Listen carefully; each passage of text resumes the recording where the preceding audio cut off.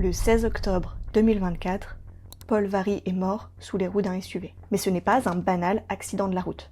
Vous savez, ces accidents qui tuent déjà plus de 200 cyclistes chaque année. Là, c'est un acte de violence volontaire au volant d'une voiture. Et c'est un geste très symbolique.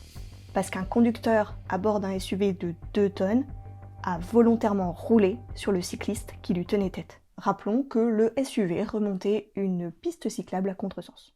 Alors, on pourrait penser que ce conducteur de SUV est un fou ou un malade mental qui a simplement pété les plombs. On en fait alors un monstre ou une anomalie qui nous permet de le mettre à distance et nous évite de nous interroger sur l'origine des violences routières. Sauf que le meurtre de Paul n'est pas un simple fait divers, résultat d'un esprit malade. Les associations confirment que les scènes de violence se multiplient entre automobilistes mais aussi avec les cyclistes. Risquer l'accident pour forcer le passage. Les altercations entre cyclistes et automobilistes sont de plus en plus courantes. Quand on se déplace à vélo au quotidien, on doit éviter les voitures garées comme des sur les pistes cyclables, on nous grille souvent la priorité et on croise les doigts pour ne pas se faire faucher par une voiture qui nous frôle à 50 km/h. Et ça nous fait tous flipper. On est nombreux à se dire qu'on aurait pu être à la place de Paul. Ce drame, c'est l'aboutissement de sommes de comportements violents motorisés. On a l'impression que ça pouvait être nous, en fait. On a tous les jours peur. Une voiture, c'est 1 tonne minimum. Un vélo, c'est 20 kilos et on perd à coup sûr. Les cimetières sont pleins de cyclistes qui étaient dans leur bon droit sur la route. Et en plus d'avoir peur de se faire renverser par un automobiliste distrait ou pressé, on a maintenant peur de se faire défoncer par un automobiliste qui veut se faire un cycliste. Juste parce qu'on a eu l'indélicatesse de lui rappeler qu'il faisait pas ce qu'il voulait sur la route. On a peur et on se sent impuissant. J'ai eu besoin de comprendre pourquoi les automobilistes et les cyclistes se détestent. Cette vidéo a été difficile à écrire. J'ai beaucoup hésité par respect pour Paul et pour ses proches. Ce qui m'a décidé, c'est ça. On veut vraiment, c'est que ce drame fasse une prise de conscience. Que cette banalisation de la violence motorisée qu'on a, qu'elle disparaisse. Que vraiment, cette violence motorisée, qu'elle n'existe plus. Qu'on puisse tous se déplacer en sécurité dans la ville.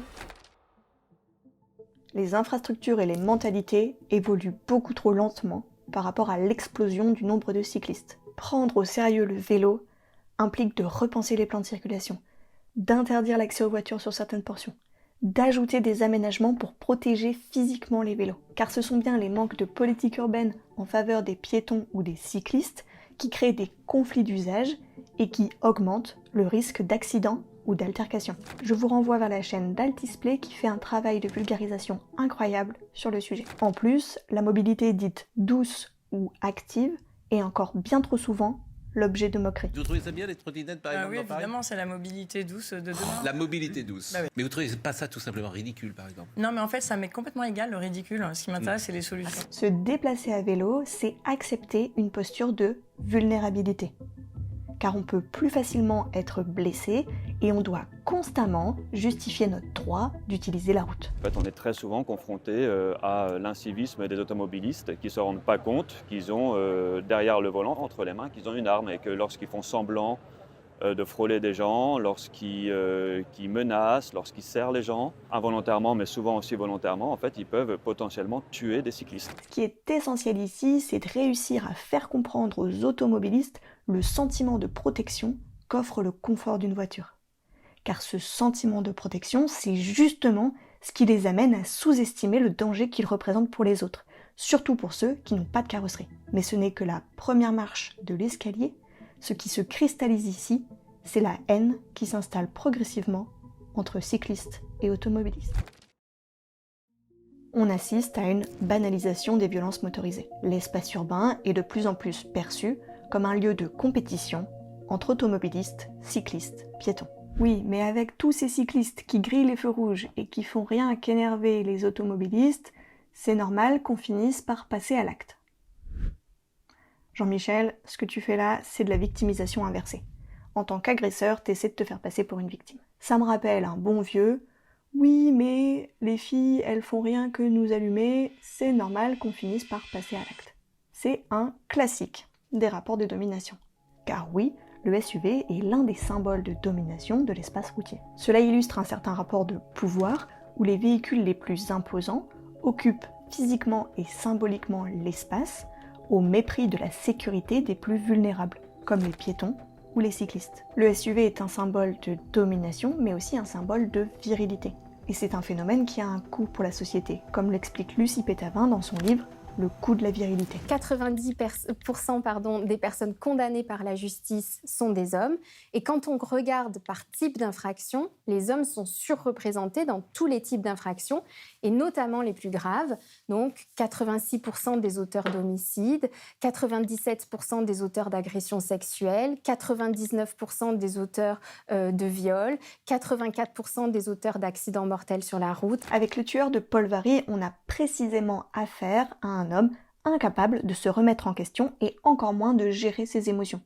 Prêt à écraser un cycliste parce qu'il a été piqué dans son ego. En réaction à la mort de Paul, le collectif No SUV Tolosa a dégonflé 65 pneus de SUV pour dénoncer ces véhicules qui sont de véritables bombes climatiques et des ennemis des piétons, des cyclistes et des autres automobilistes. Bien plus larges et lourds qu'une citadine, les accidents impliquant des SUV sont beaucoup plus mortels. Et pour ceux qui ne se sentiraient pas à l'aise avec le fait de dégonfler des pneus de SUV, il y a l'option coller des stickers sur les voitures garées sur les pistes cyclables. Les black blocs, les jeteurs de soupe et les dégonfleurs de pneus, tous les mêmes, ils desservent la cause. Alors déjà, arrêtons de penser qu'il n'existe qu'une seule forme d'action militante légitime, qui détiendrait la vérité et qui serait la seule voie pour éviter la catastrophe climatique. Il y a plein de manières de porter un message. Elles sont complémentaires et c'est toujours mieux que de ne rien faire. Et si j'ai décidé de ne pas dégonfler de pneus ou de ne pas mettre d'autocollant passif-agressif, même si le plus souvent ça me démange, c'est surtout pour ne pas rentrer dans un cercle vicieux de vengeance qui ferait monter le taux global d'agressivité, là où l'enjeu, c'est justement la cohabitation. Et de manière peut-être très lâche et égoïste, je n'ai pas envie d'être la prochaine cycliste qui a une altercation avec un automobiliste qui vient de se faire coller un autocollant sur lequel on le traite de gros con. Se déplacer est un besoin fondamental. Pour aller travailler, partir en vacances, emmener ses enfants à l'école ou aller chez le médecin. Mais les voitures pèsent lourd dans les émissions de gaz à effet de serre. Et depuis les années 90, les voitures sont de plus en plus lourdes. Alors certes, les voitures grossissent et s'alourdissent pour respecter de nouvelles normes en matière de pollution et être plus sécurisées en cas d'accident, enfin pour ceux qui sont dans la voiture, parce que pour ceux qui sont à l'extérieur, toutes les études montrent que c'est beaucoup plus dangereux. Mais le succès des SUV pourrait se résumer ainsi. C'est une incroyable machine à cash pour les constructeurs, puisque les taux de marge y sont meilleurs que pour les citadines, et c'est un splendide symbole de statut social pour les clients. Je suis à l'aise financièrement. Les SUV représentent aujourd'hui 50% des ventes de véhicules neufs en France. Mais c'est une mode assez récente, puisqu'ils ne représentaient que 5% en 2008. Si le SUV est l'un des symboles de la masculinité toxique, avec toutes les conséquences négatives que cela implique dans le partage de l'espace routier, c'est aussi une impasse écologique. Est-ce que le tout électrique, à terme, c'est la fin du SUV? Oui, je pense qu'on peut le dire. Ouais. À 5-7 ans, on se revoit dans 5 ans.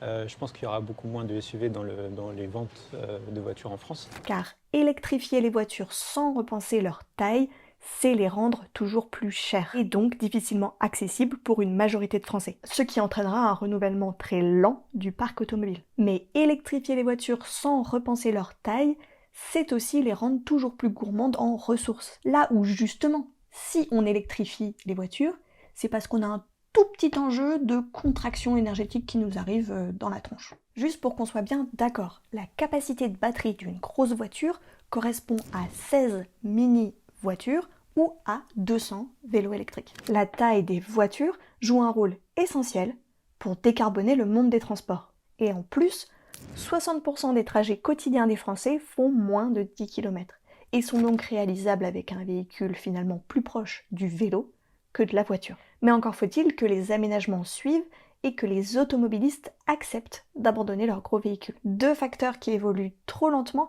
et qui limitent encore un grand nombre de personnes dans leur transition vers une mobilité bas carbone. Les véhicules légers intermédiaires sont certainement une partie de la réponse, en étant le maillon manquant entre le vélo et la voiture. Le Low-Tech Journal, dans un dossier consacré aux véhicules légers intermédiaires, les définit comme 10 fois plus légers qu'une voiture électrique, allant de 25 à 90 km/h et disposant d'une autonomie de 100 km. Parfait pour transporter sur de courts trajets 2 à 4 personnes ou des charges moyennes à l'abri du froid et de la pluie. Déplacer une voiture qui pèse 2 tonnes pour déplacer un humain qui fait 70 kg, c'est une absurdité énergétique. Mais une fois qu'on a dit ça, on n'a fait qu'une toute petite partie du chemin. Car il n'existe pas un seul véhicule léger intermédiaire qui répondrait à tous les besoins.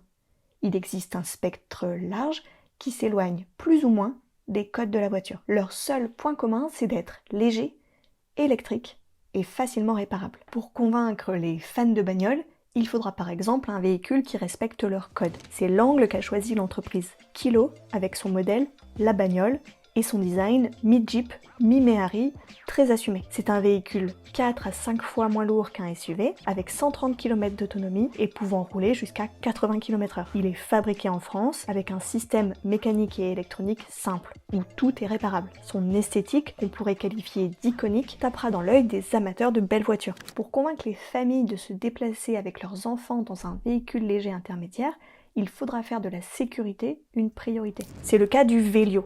C'est un vélo à assistance électrique équipé d'un panneau solaire sur le toit et dimensionné pour rester sur les pistes cyclables.